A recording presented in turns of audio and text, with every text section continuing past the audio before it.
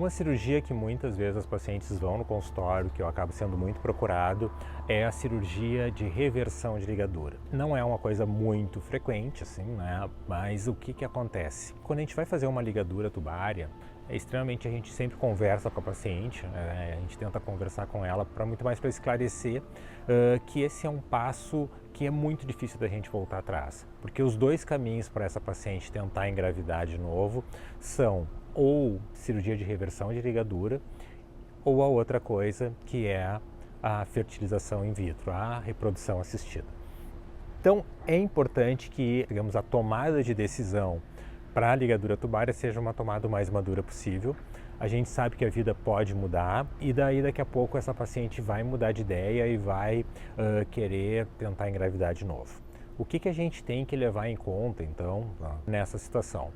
Obviamente a idade da paciente é uma coisa importante, porque para engravidar, a gente precisa de um conjunto de fatores. A gente precisa ter uma função ovariana, então a gente tem que ter uma paciente com uma reserva de óvulos, ela tem que estar ovulando, tá? Então tem que ser uma paciente em idade fértil, e a gente tem que pensar também na questão que tem que fazer uma avaliação do casal. Então um dos primeiros exames que a paciente já chega e diz, olha, a gente precisa ver o espermograma do teu esposo para ver se não tem uma outra causa associada, além daquela que a gente já sabe que está impedindo esse casal de engravidar, que nesse caso é a ligadura tubária, que foi realizada, para ver se não tem uma associação com uma causa masculina, por exemplo, alguma alteração de sêmen. Avaliando essa parte inicial de reserva de óvulos, de função ovariana e também de qualidade de sêmen, a gente vai discutir com a paciente as duas possibilidades que ela tem, tá?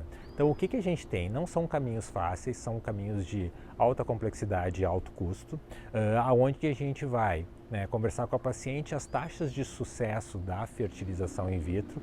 Num caso de problema tubário, só ainda mais uma paciente que já engravidou, são boas, tá?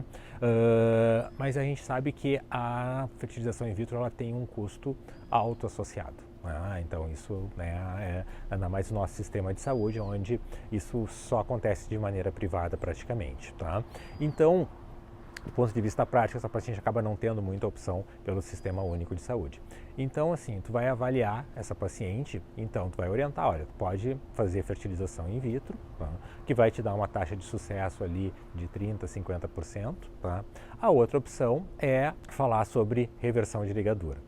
Qual é a questão que a gente tem? A gente nunca sabe qual é o tipo de ligadura que foi feita, porque para fazer a ligadura tubária é feito um dano na trompa, porque a gente quer interromper esse trajeto, e depois tem mais o processo de cicatrização. Então a gente vai ir para uma cirurgia onde a gente vai avaliar a possibilidade de recanalizar, então de reconstruir esse caminho, tá? É uma paciente que tem uma taxa aí de sucesso de 30% a 50% de permeabilidade tubária, então da trompa voltar a funcionar, e que caso essa trompa volte a funcionar, daí ela tem a chance de repetir sozinha ali todo mês a sua tentativa, diferente um pouco da fertilização, que cada vez ela vai ter que ir lá investir para fazer a sua fertilização. Então assim, é esse conjunto de fatores, é uma cirurgia complexa, a gente faz ela por robótica ou por vídeo, mas é uma cirurgia que precisa de muito cuidado, acaba sendo uma cirurgia muito especializada e a gente acaba tendo bons resultados, tá? Não são todos os casais que engravidam, mas a gente já tem vários casos de gravidez na nossa casuística. O que acontece? Tá? Essa paciente então vai fazer a cirurgia, normalmente a gente faz, como eu disse, por vídeo ou por técnica robótica, a gente vai usar pontos, tá?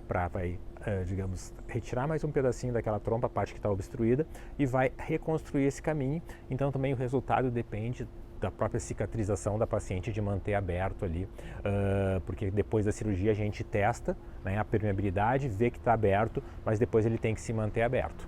Então é uma opção. Tá? Tem alguns casais que procuram, tem outros que preferem ir para fertilização in vitro, mas como eu disse, algumas coisas importantes é a gente pensar na idade da paciente, a qualidade, digamos, do sêmen, se não tem uma causa masculina associada, e o tempo também da ligadura, ou até a história da paciente, se não teve outras infecções ou coisas associadas, para a gente ter, digamos, uma pelve e um resultado cirúrgico o melhor possível.